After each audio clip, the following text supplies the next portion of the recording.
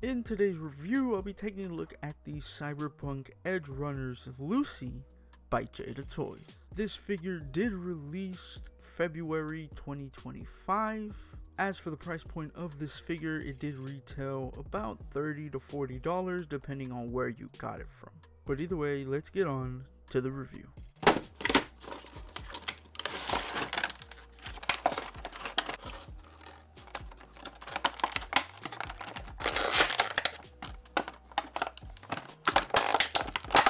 Here is the figure out of the packaging along with all of its accessories. She does have 4 extra pairs of interchangeable hands. You do get a set of weapon wielding hands which do have a weapon hinge on them. And you do get one fisted hand as well as one hand with the cigarette attached to it. There is a little paint on all of the hands at the palm. The cigarette is painted all white with a little red dot on it. As for interchanging the hands, it is quite simple. You just want to pull on it and then pick the hand you want to interchange with, and it goes in really nicely, no real force needed. She does have an extra head sculpt which is nicely sculpted. The hairpiece is actually different, it is more swept up and out of the way. As for the face itself, it just has an open mouth and the paint is pretty nice, just like the normal head sculpt. As for interchanging them, it is simple to take it off, but putting it on, it does leave this really long neck. I don't know if that's just mine, but I have tried with all my might to push that head sculpt as much as possible, but sadly mine does have this QC issue where the head doesn't go all the way down. The next accessory is a gun. It is nicely sculpted, a little soft, but again, this is from an anime, and you do just have some nice blue paint on the top. There is no hole at the end of it, so you cannot put effects at the end if you had like extras from different companies. As for putting this onto the figure, it is simple. You just put it at angle, and then once you put it all the way down, you twist it, making sure that the finger does fit into the trigger, and once you do that, it is not going anywhere. It is nice and secure into that hand. And the last 2 accessories, they are these kind of ropes that come out of the end of her wrist. The point where it connects to her wrist is a nice sculpt and is molded black, and the rest of it is a bendy wire with this kind of rubbery type of material wrapped around it. As for putting it into the wrist, it does go in there. It doesn't really snap, but once you put it in there, it's not really going anywhere. It's just when you're moving the figure around, it might tend to pop off. One thing you can do is put the soft goods on top, but that will mess up the soft goods over time, so I don't really recommend doing that. And like I said, these are a nice bendy wire, nice and thin, and can obviously wrap around pretty much anything. It is just some wire with some kind of rubbery material on top, so it can go any which way you like.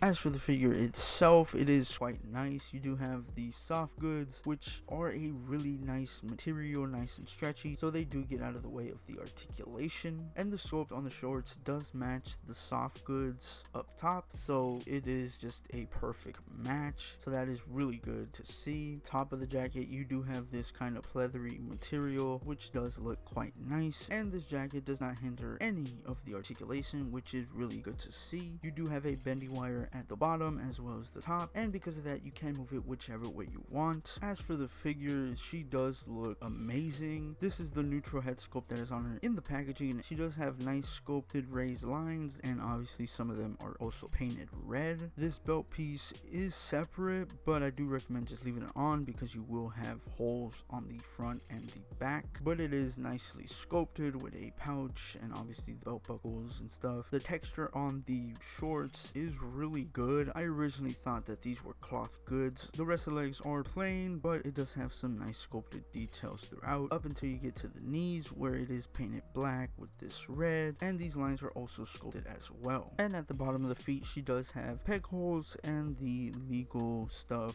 at the bottom. As for the back of the figure, it is pretty much plain. You do get some of the paint wrapping around from the boots, but the rest of it is just really plain. Again, you do have the nice sculpted lines on top, but there's no real paint, which is pretty accurate to the show, so you can't really complain about that. And the head sculpt is also nice with this nice soft rubber material, and the pastel hair is also really good. As for the articulation, the head can rotate all the way around both ways. There is a beautiful pivot from right to left, and without the jacket piece, it still moves all the way up. And she can rotate 360 degrees both ways. As for rotation with the jacket piece, it does get hindered, but you can still move pretty much as you need. She does have double joints that go all the way. Now with the jacket, it does get slightly hindered, but it still moves better than most figures nowadays. She does have a swivel and a hinge. She does rotate at the bicep. There is rotation at the waist. She can pivot really good going left to right. She can crunch back slightly and forward a decent amount. She can kick her legs all the way out. She can kick a really good amount forward, and she can also kick back a good amount. There is a thigh swivel. She does have double jointed knees that can move all the way back. She does have mid-calf rotation. She can move back all the way and forward a decent amount. And finally, she does have a really nice ankle pivot.